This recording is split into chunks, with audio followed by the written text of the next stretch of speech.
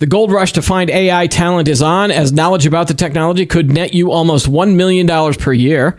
TikTok changes its algorithm for European users, while YouTube Shorts experiences a TikTok-like boom in users, worrying parents. We discuss those topics and more on this episode of Today in Tech.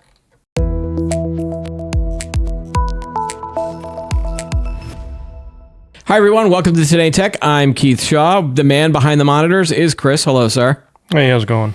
We are doing good here. The office is a little cold, so I've got my hoodie back on. It's nothing to reflect of the end of summer or the beginning of fall. Is that your winter hoodie? This is my fall hoodie. Oh, okay. Yeah.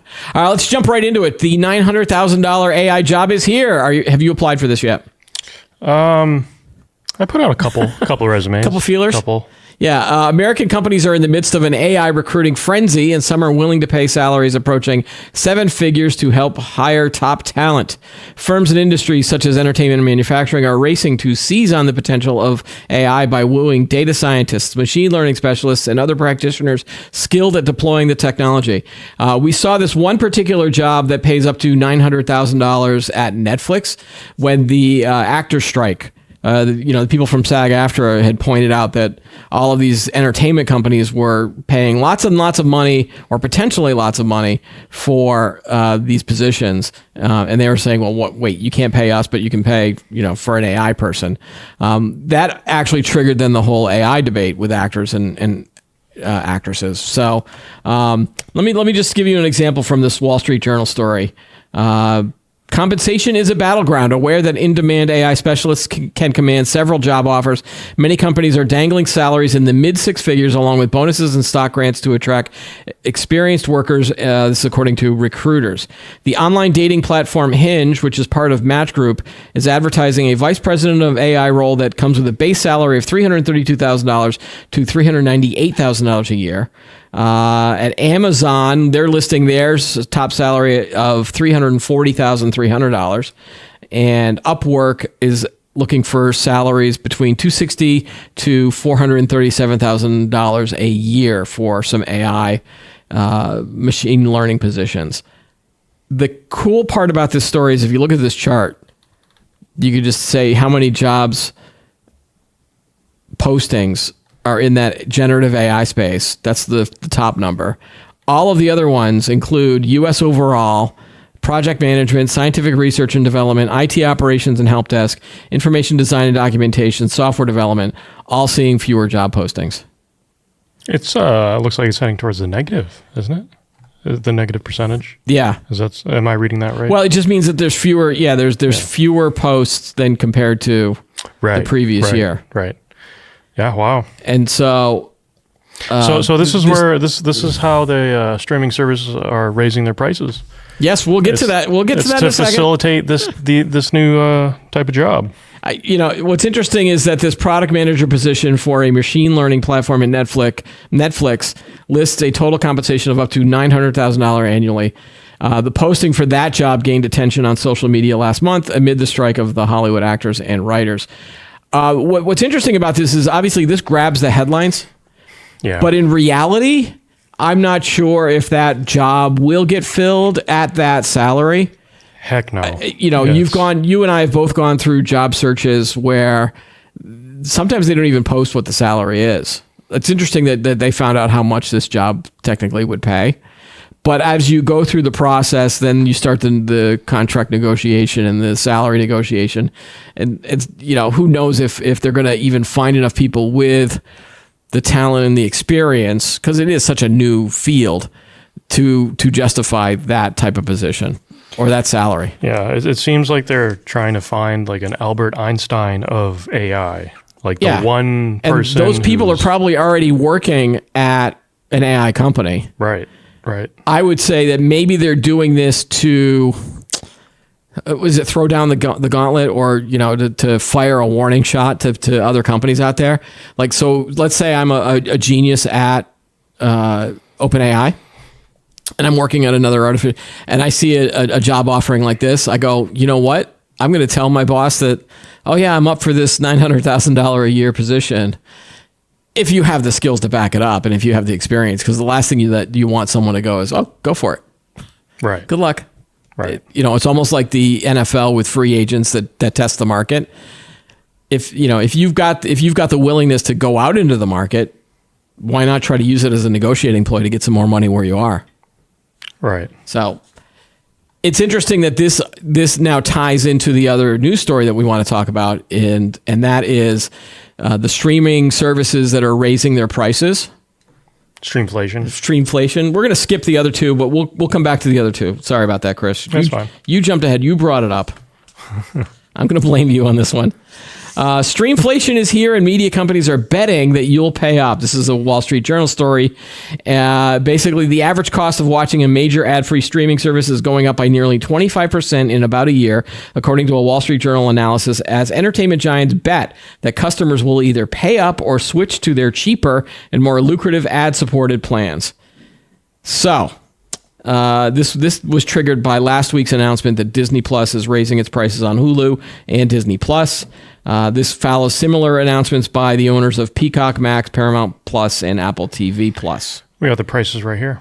Yep, those are the prices, and you can see the arrows and the number of years, how long it's been since they had a price increase. It's funny, they don't have YouTube TV. I feel like they should have that. Do you have YouTube TV? Yeah. You do? TV. Really? Do you watch? Is that how you watch live TV now? Yeah, I mean, I split it with my brother. Okay. So, we password share. Well, that's going to get cracked down on, I'm sure. Yeah, I think especially now that you just admitted that on the show. Oh, here. That's fine.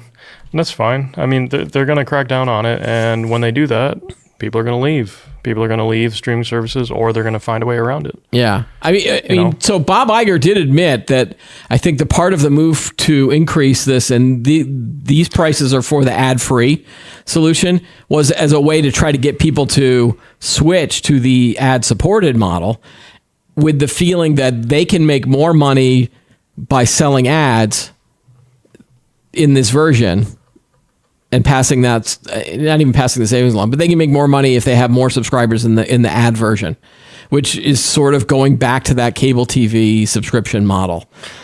Because again, you would pay for cable TV, but then when you were watching a channel, you still had to suffer through advertisements.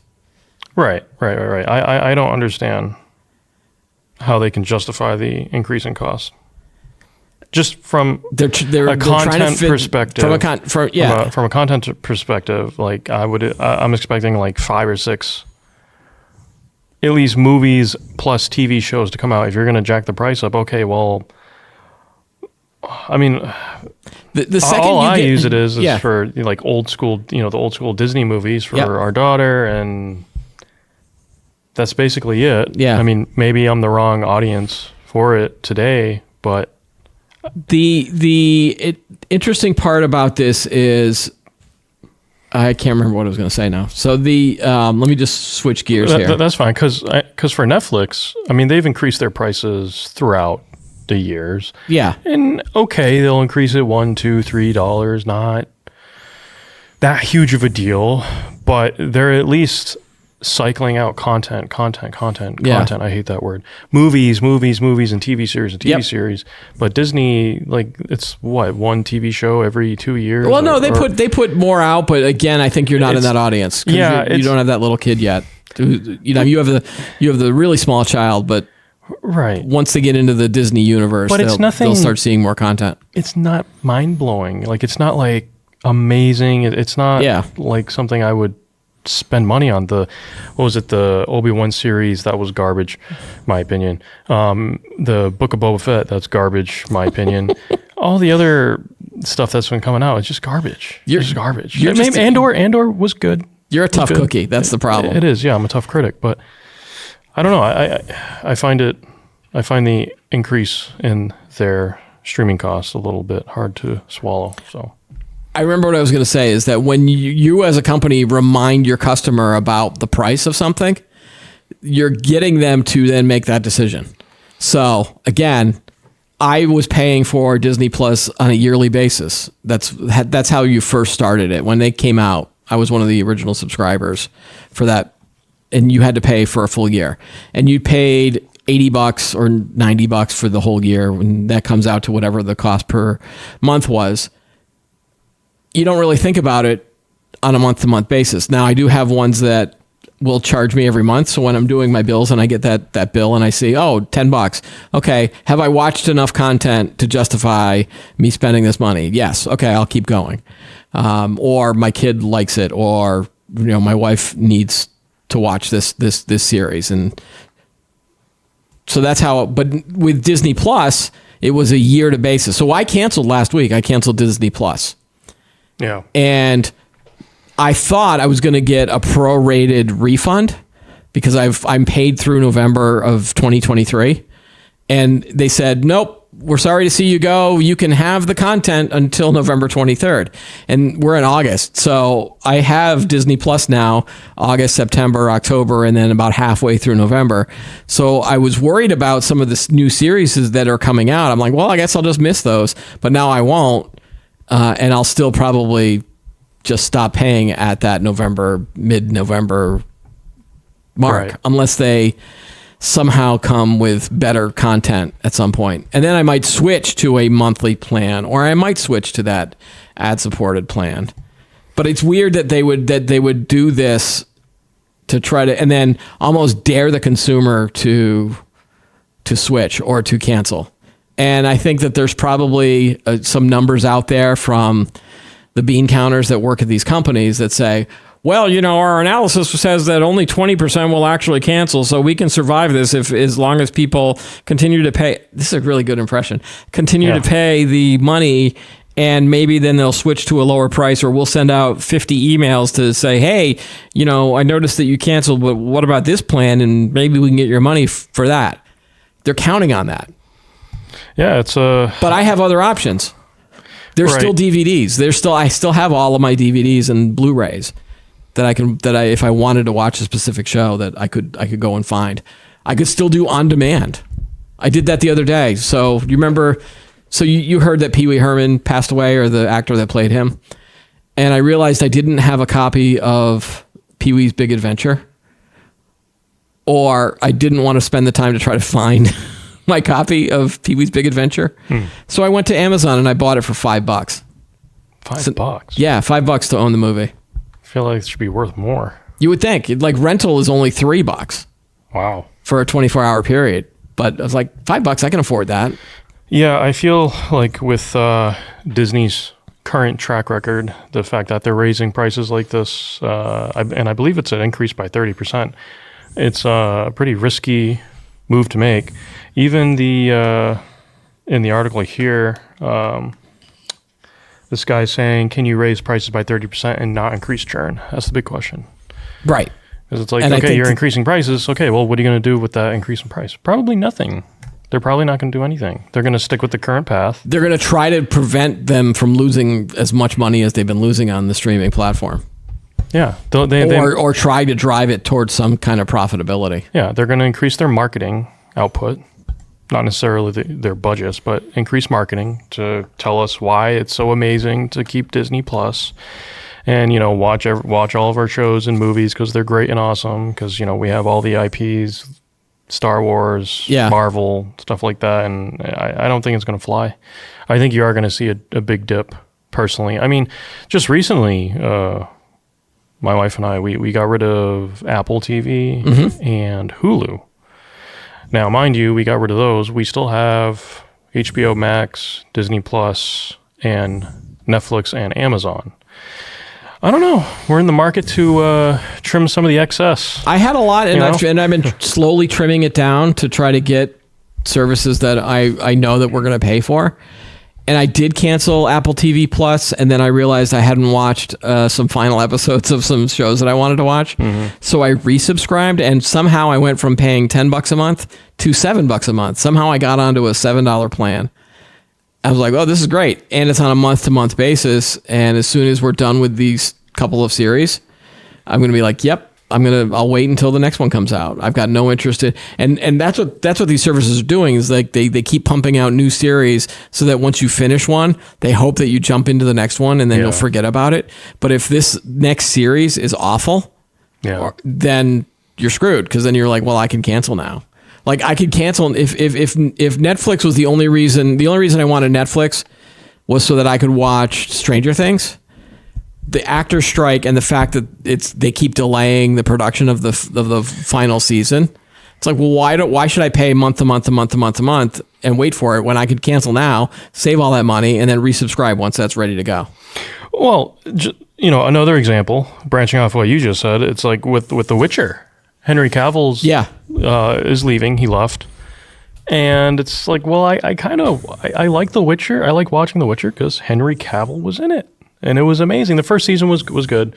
After that, I kind of went downhill a little bit until the third season. Forget about it. I don't recommend anybody watch it. Okay. But yeah, and then it's like once a series goes, or let's say they cancel a series, it's like, well, why am I still paying for this? Yeah. I think people are going to start to question more and more and more of like, just why am I paying for this again? Especially since it is relatively easy to cancel the subscription. We've talked on the show before. Remember how we were talking about how Amazon is being sued by the FTC because they make Amazon Prime so hard to cancel? Right. All of these other sites, all you have to do is go to Google and type in how to cancel X. And most of they'll either have something on their site, or someone will have written an article about how to do it and what steps you can take. And for the most part, they're usually up to date, and you can find it relatively easy to cancel this stuff. Yeah. And I think that's what everyone's going to be doing, is they're just going to be hop on, hop off, depending on, what services. Now, this also depends on people like me who track everything that they're spending. Oh, I'm the same way. If you're the type of person that is monitoring all of your expenses. Now, and I will fully admit, there's people out there that either have jobs where they make a lot of money and they don't need to worry about this stuff, or they just don't care. I'm the type of person where I grab every time I go and buy a food somewhere, I get a receipt. And so I'm tracking. I mean, I don't have I do have a spreadsheet that tracks all of my spending. You don't have a fanny pack where you keep all your receipts? Well, I do, but I don't store them. I'm just it ends up being in that like George Costanza like wallet where the wallet's this big with all the receipts. Yeah. And it does help me understand, wow, I'm spending a lot of money on things that I don't use.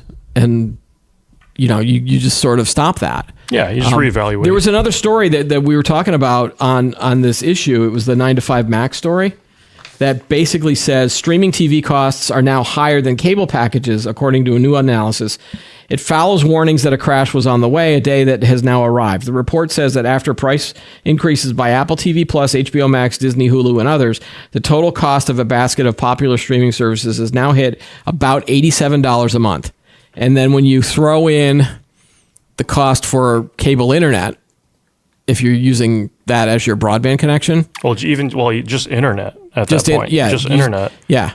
For example, I have fiber, high speed. It's $100 a month. Okay, you've got the high-end package for your fiber, or at least a mid-range. High-end. I'm only paying $50-something a month for mine. So you have the regular. So I have the turtle speed. Yeah.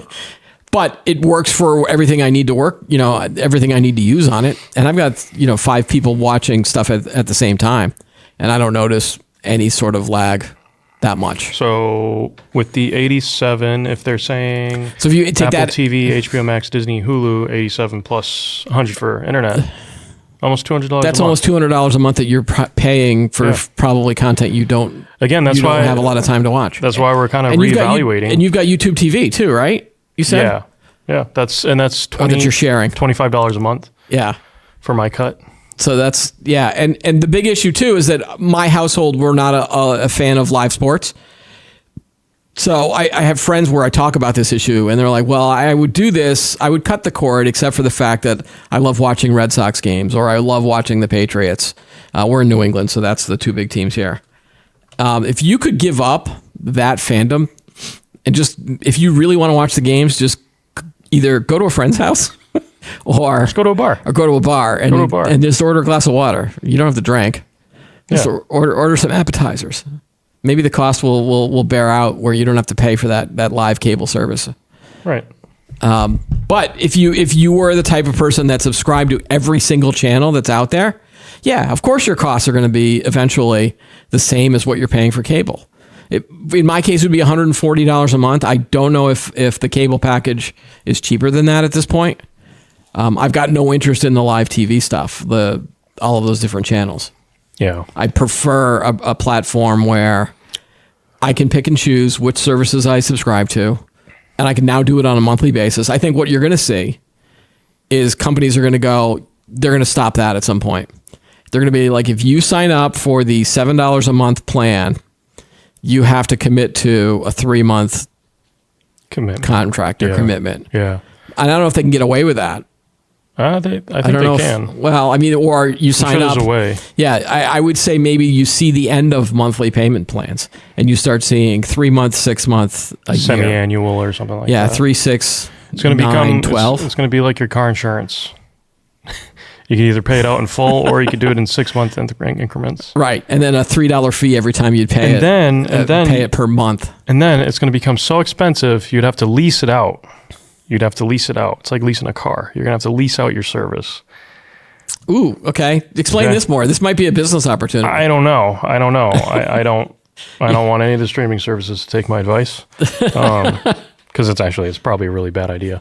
But I don't know. I mean, it could always get worse, right? It could get worse. Oh, of course. Everything could always get worse, and probably will. Yeah. We are the Tech Optimism Show, by the way. All right, let's jump back to our original second story, which is that TikTok's content algorithm is soon going to be optional in Europe. So TikTok users in Europe will be able to switch off the personalized algorithm behind its For You and Live feeds as the company makes changes to comply with the European Union's Digital Services Act. According to TikTok, disabling this function will show users, quote, popular videos from both the places where they live and around the world instead of content based on their personal interests. So it'll just track your geolocation. They'll still track you. They'll still track what country you're from, but they won't track your specific interests. So that if you watch a lot of videos of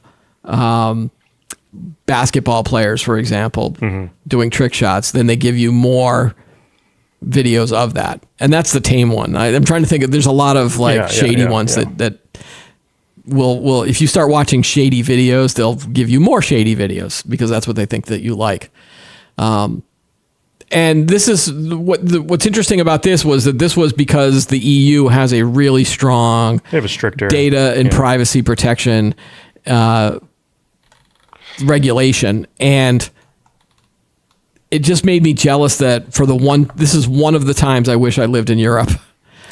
I wish that maybe some U.S. lawmakers could adopt this. Yeah, somehow. I mean, good on Europe. They're doing something that I don't think will ever happen here in the States, but I think if the U.S. can follow suit, like if TikTok came out and said, "Hey, we're going to do this for all of our U.S. users as well, so that we won't have any of these algorithm choices making bad decisions for the end users," do you think all of this political stuff might go away then? It might make it worse. You think it would make it worse? Make it worse because it's going to be some sort of infringement on the consumers' rights or something. You know how they always find a way to flip it back? Yeah, I mean, I think the only reason that TikTok did this in Europe was because they were facing that regulation. So I don't think they're going to, because they're probably going to lose some potential advertising dollars or whatever spying they're going to be doing on their users. Right. So I don't see this actually, I don't see the company voluntarily doing this unless there was some political pressure put on them that said, well, you either do this for us or we're going to ban you outright. It's going to have to come from the government. Yeah, and you notice that like all of that talk has gone away. You haven't seen a lot of movement on that kind of stuff. Yeah, it was a hot topic for a week and then poof. Yep, just like the next one. Yeah, just like the Taylor Swift and the Ticketmaster stuff. It was big theater. It was this little show circus in the Senate, and then it's not a concern anymore. Yep. It's not a concern. Yep. Moving on. We're going to pick something else to talk about for a while. Like that's what's frustrating too, is that about a lot of these tech topics. All right, so the next story is related to TikTok, and that is from the Wall Street Journal, which basically talks about YouTube Shorts. And the idea was that YouTube for parents was supposed to be the antidote for TikTok brain, which is the condition where you have a child and they're looking at their phone and they just keep scrolling through it. Oh, I thought that's where they get Tourette's or something. No, you end up getting the ticks, like the TikTok. Yeah, you get really, really short attention span, which is me paying attention to that joke you were just trying to make. I think, yeah. I mean, I think we all have a short attention span now. Just wait, what? Wait, there's.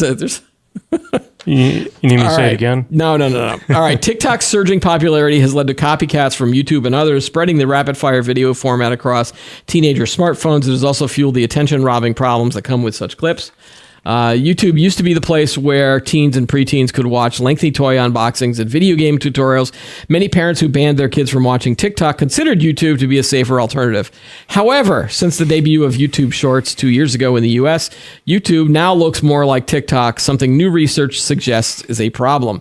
Viewing endless 15-second TikToks hurts kids' attention spans and makes it harder for them to participate in activities that don't offer instant gratification, an effect which has been dubbed TikTok brain. Wait, okay, I'm confused. I'm confused. Okay. Maybe you can help me out with this, Keith. Mr. Keith. Since when did we say YouTube Shorts was going to be the antidote to TikTok? I think it was an assumption on parents' part that that going to YouTube was an antidote to a TikTok brain. Not for them not knowing that YouTube Shorts was going to be launched, and maybe this was something that, and then once it was launched, but all these kids ran to that little piece of candy. Yeah, but like a TikTok video and a YouTube Shorts is essentially the same thing, right? But the algorithms are different, and it's a different platform. But they still use algorithms. They do, but one is owned by China and one is not. Oh, this is silly. Whoever wrote this. Okay. I don't get it. All right. So the article also then talks about some of the problems that parents are having. And there's some very funny quotes in here. Robert Verdees says his 14-year-old son has become so absorbed in YouTube Shorts that he can't seem to hear his dad tell him to put his phone down, even though he doesn't wear headphones. He's in the quote, "I've said, I'll give you $1,000 if you look up at me right now." And 3 seconds later, he looks up and says, "What?" This is my experience with my teenagers. They do not pay attention to me when they're on their phones. Yeah. I mean, adults today, we have that problem too. Yeah, we grew up watching short form videos and stuff on TV. I remember, when I was a kid, all of the parents and older types going, TV's going to rot your brain. Well, back then, it was the news. Look at me, I'm a podcast host now. Well, I think back then, I think it was the newspaper. You'd always have. There was this one photo. I can try to find it somewhere, but this person compared two photos taken on the train in a New York subway. Everybody's sitting down, and this is the old photo. I can't remember the year exactly. Okay. Maybe 60, 70, 80, I don't know. And it shows everybody on the train looking at a newspaper. Yeah. Their head down in a newspaper, and then compares it to today. Everybody's head down on a phone. And it's like... So people always had their head down, but it was just a matter of what medium they were using. Yeah, exactly. And I think like if you want the antidote to TikTok, take the phone away. Yeah. Reinvent the phone or take away the algorithm. Make it harder to get, have content be But people recommended. if you took a phone away, people would go back to listening to music on the iPod came along before the smartphone. Yeah, or to just go back to old school texting or read a book. They might bring a book with them. People want to be distracted when they're on a train. Yeah. Yeah. It's just a matter of whether you read a book or read a newspaper or scroll your smartphone. Mm-hmm. It'd be great if you could convince people to maybe read some articles on your phone as opposed to watching these videos. Mm-hmm. One more quote from this story. Scott Migliore, a money manager in Mill Valley, California, says he can't prove that YouTube Shorts is the reason his 14-year-old son has lost interest in reading over the past 6 months, but he believes it can't be helping. Migliore used to worry about the amount of time his son spent playing video games. Quote, "Now I'm like, please play Fortnite," he says, explaining the game is longer, social, and involves teamwork as opposed to solo shorts watching. His son, who used to enjoy watching basketball games, now only views highlights via the Key Plays plays feature on YouTube TV. This generation is being hardwired for instant gratification, and it's starting to feel like a losing battle. Now, it's just the screen. You got to take the screen out. Just take the screen out. I think that's the antidote. Yeah, it's easier said than done, Chris. And, obviously. And you have a young daughter who is not yet ready for her first phone. She's going to get the old school Nokia brick with no screen on it, right? Well, no, it's got a screen. It'll tell you that. Yeah, it'll tell you the time. Calling, mom's calling. It'll tell you the time. Yeah. You have a contacts page. You might be able to play Snake on it. If it's the right Nokia phone, you can play Snake on it. So, Yeah, okay. Good luck with that. I held out as long as I could with certain members of my family. And at some point, you just give up from the constant, can I get a phone, Dad? Can I get a phone, Dad? Can I get a phone, Dad? Can I get a phone, Dad?